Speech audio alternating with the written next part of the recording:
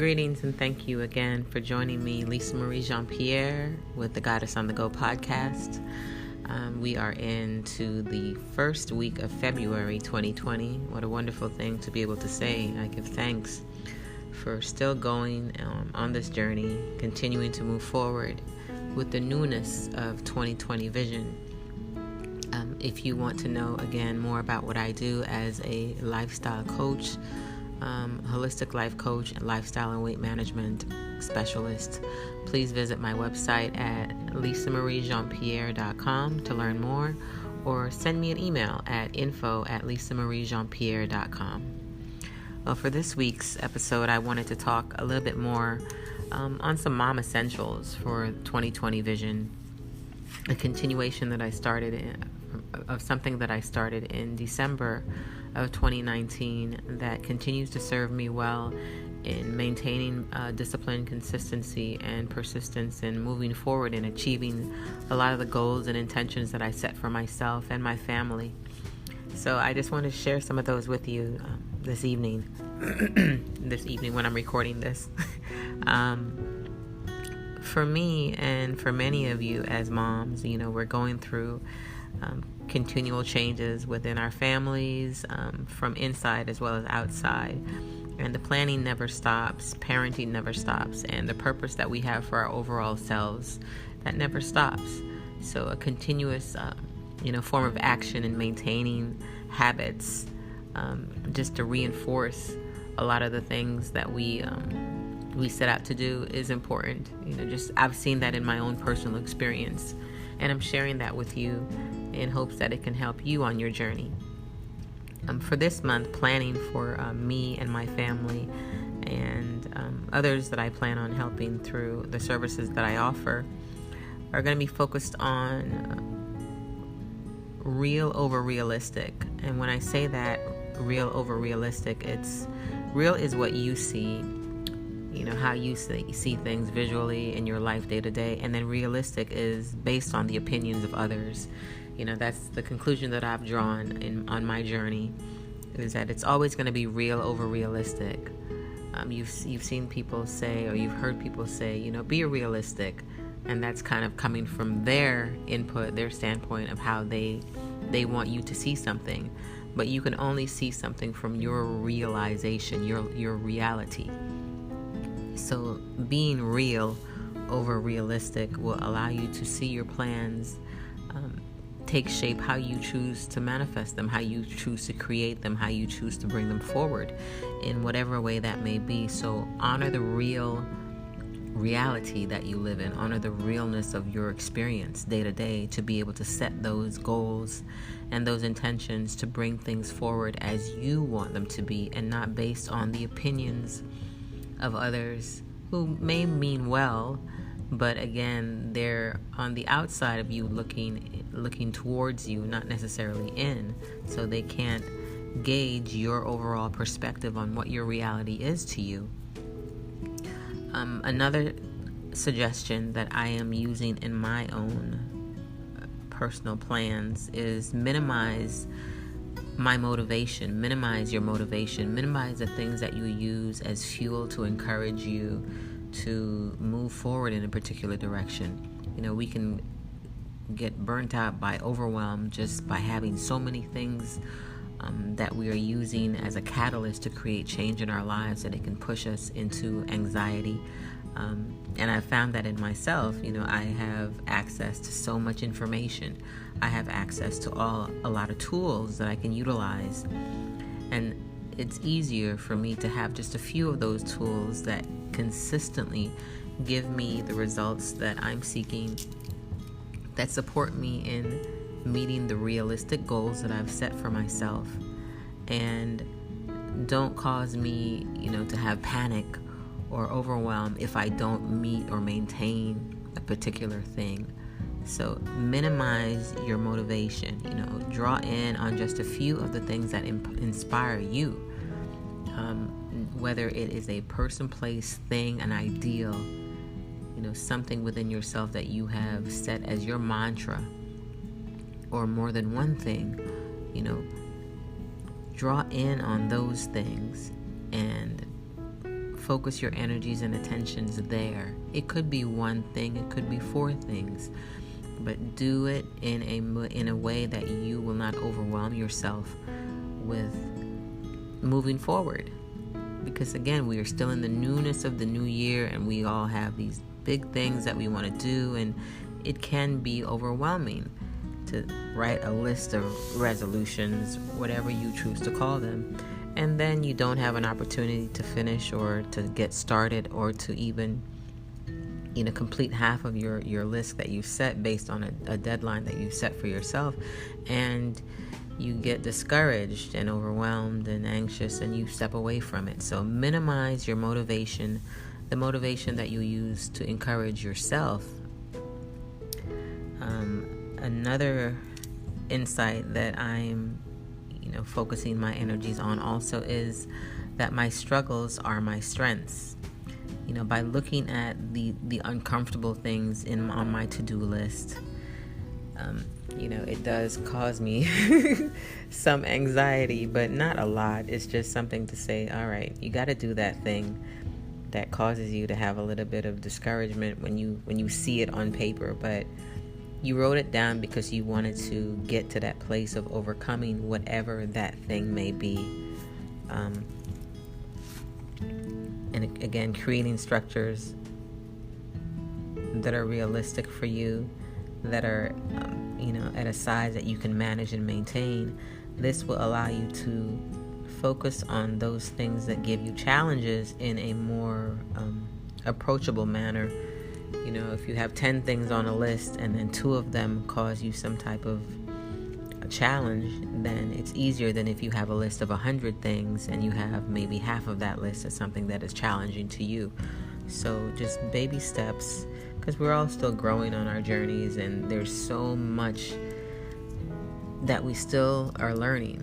There's still so much that we're learning, not just from education and life experience, but still so much more from others and ourselves. And we have to be able to just draw in, draw from everywhere, but in a way that is realistic to us to move forward. So your struggles are your strengths, and they will lead you to completion if you take a realistic approach to getting them completed.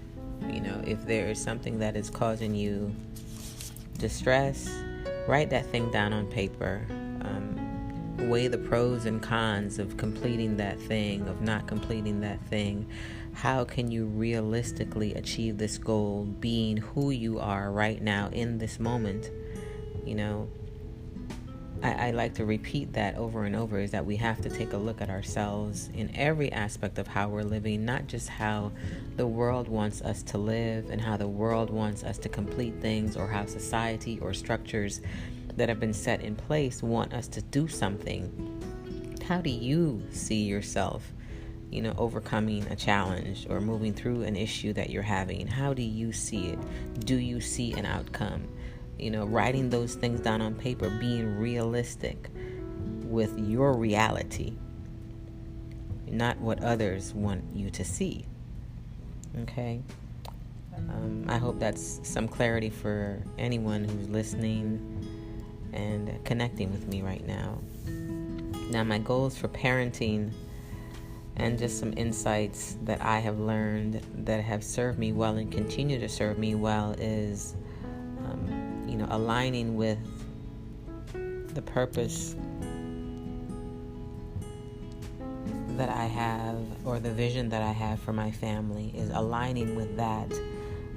Now, as we are entering the second month of the year, continuing to focus my energy on what that vision is for me and how it looks, and seeing it clear, seeing it clearly coming into view, not just hoping and wishing on it, but setting the intentions, doing the work that's necessary to get it to come together, and aligning with what is working for my parenting skills, or my parenting capabilities.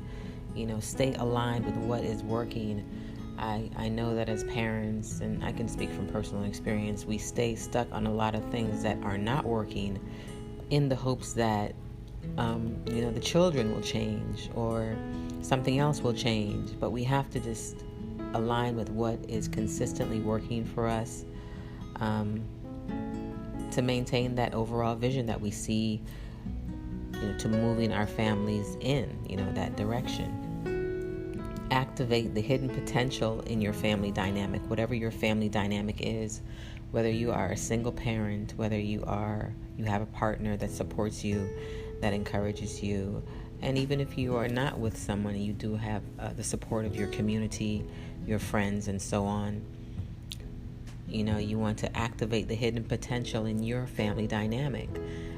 Connect with those that can support you on your journey to creating the best vision that you have for your family.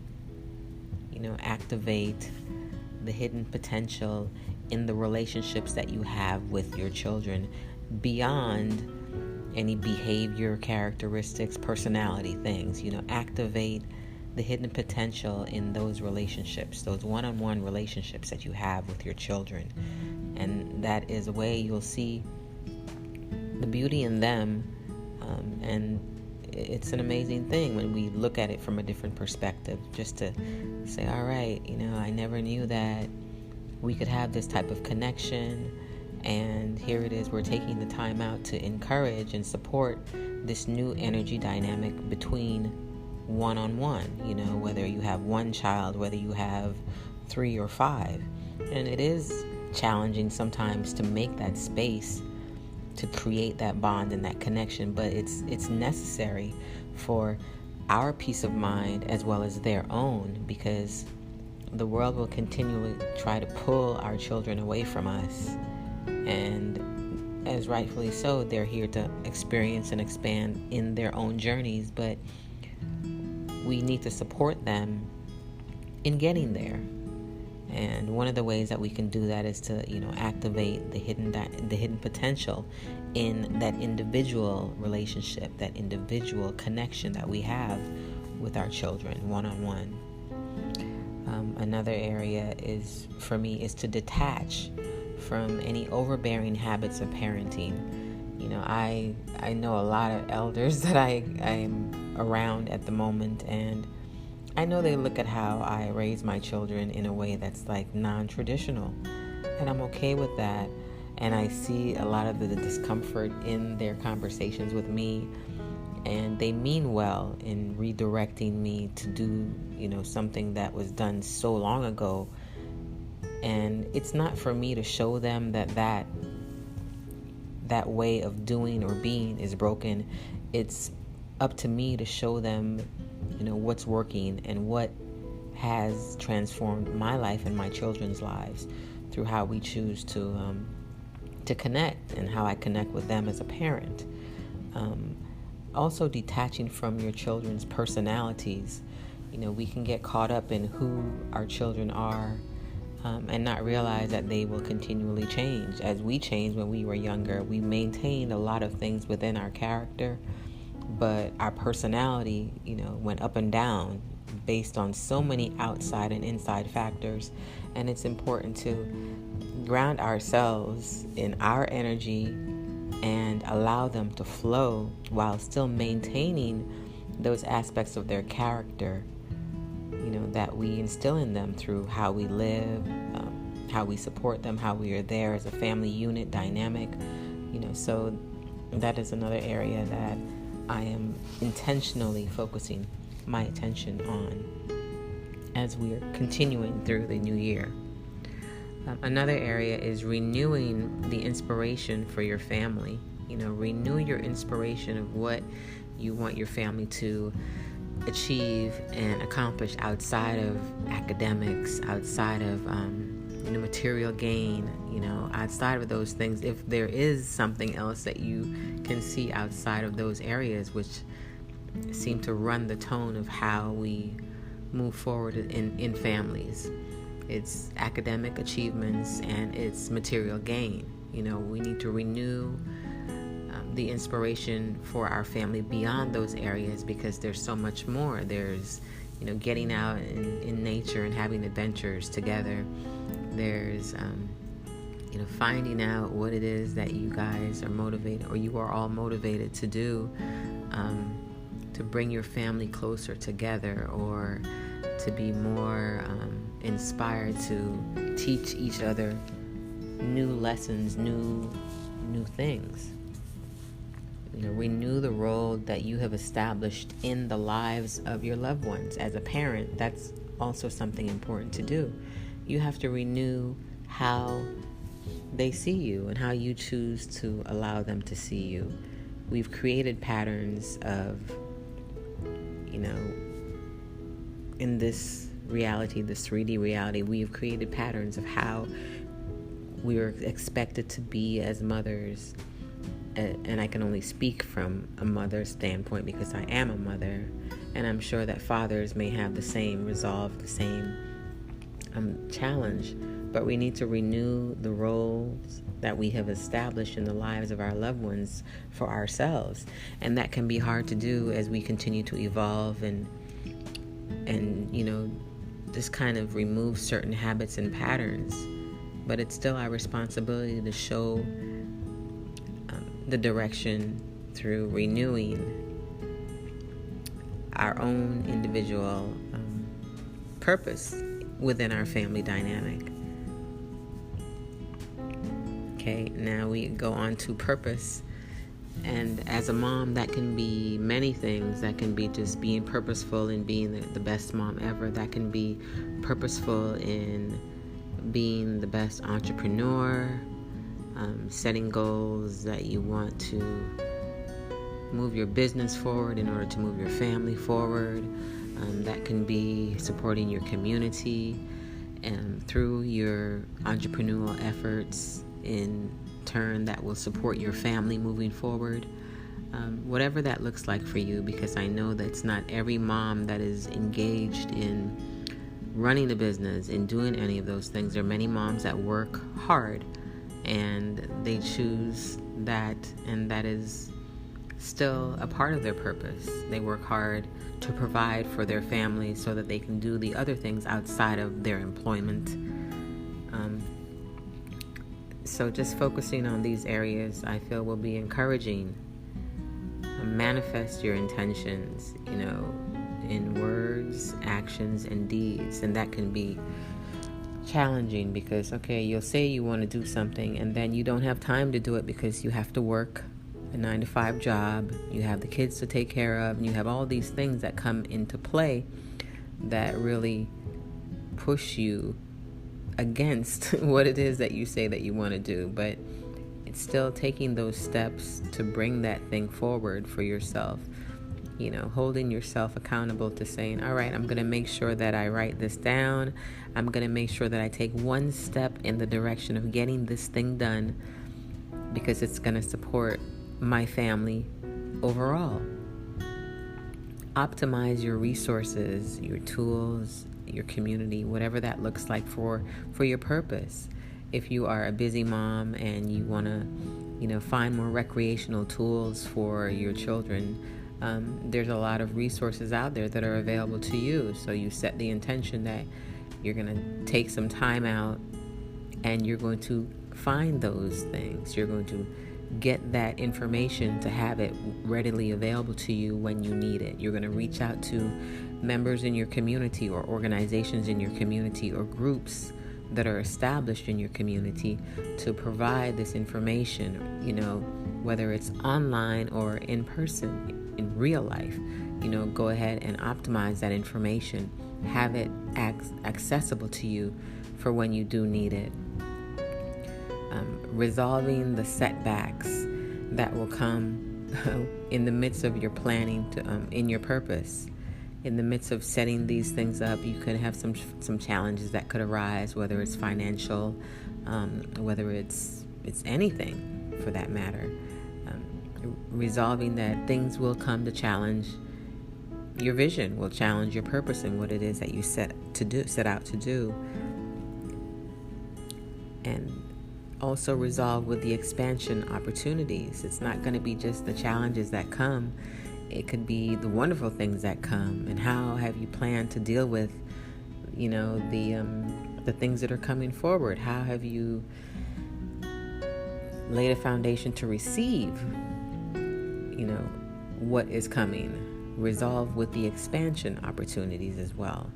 And also resolve with the holding pattern moments. As moms, we can get into a holding pattern where, okay, the kids are fine, they're in school or they're homeschooled, they're working, and you've got everything on your to-do list checked off. And then it can become a repetitive cycle, a repetitive pattern, and there's no new being ignited into that environment. It's just following that repetitive pattern. So it's, again, resolving with the setbacks, the expansion opportunities, and your holding patterns. Know when you're in a holding pattern. Know when you're in a cycle that is repetitive, that you are still going through, but you can't realize that's what it is because you're so accustomed to working in this way, doing things this way. Okay, another area is to earn not from all that you learn, but earn from other areas that are available to you. As I said, many moms are not entrepreneurs. Many moms work 9-to-5 jobs, work for others, and put their energy to provide financially for their families through the efforts of others as well. So it's earning from not just being academically established or through academic accolades. It's earning from other areas, maybe at things that you are good at doing, things that you've longed to expand on, but didn't have the educational know-how or maybe the financial know-how, but there's still a lot of tools and resources that you have available to you to earn, not just based on your academic status. You can earn your worth and value as you determine it. Everybody, or there's a lot of phrases and statements out there that, society determines your worth based on, how hard you work for something, or the, again, academic achievements that you put in to get to that thing. And I think it is more on a personal level, how you see yourself as valuable, how you see yourself as worthy to be able to garner those things beyond academics. It's how you see your worth to determine it for others, not just, the products or services or things that you may do, but how do you see those things as valuable and worthy in your life and in the lives of others. Also, earn the time and support to grow your efforts. What do I mean by that? Earn the time and support. Okay, well, everything is earning.